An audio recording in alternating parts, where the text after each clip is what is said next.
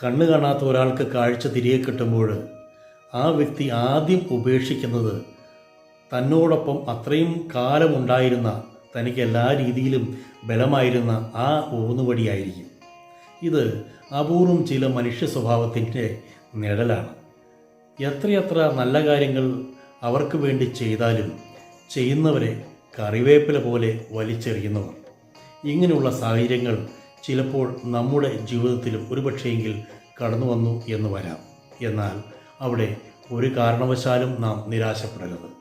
നിങ്ങൾ ആർക്കെങ്കിലും ഒരു നന്മ ചെയ്യുവാനായിട്ട് ഇച്ഛിച്ചാൽ തിരിച്ച് ഒന്നും പ്രതീക്ഷിക്കാതെ ചെയ്യുക.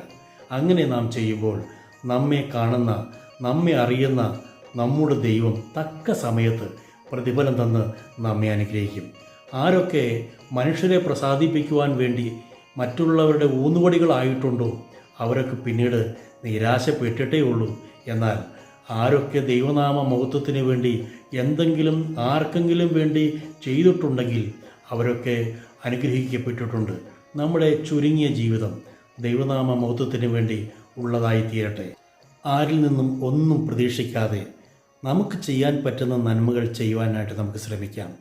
ദൈവം നിങ്ങളെ എല്ലാവരെയും സമൃദ്ധിയായിട്ട് അനുഗ്രഹിക്കട്ടെ.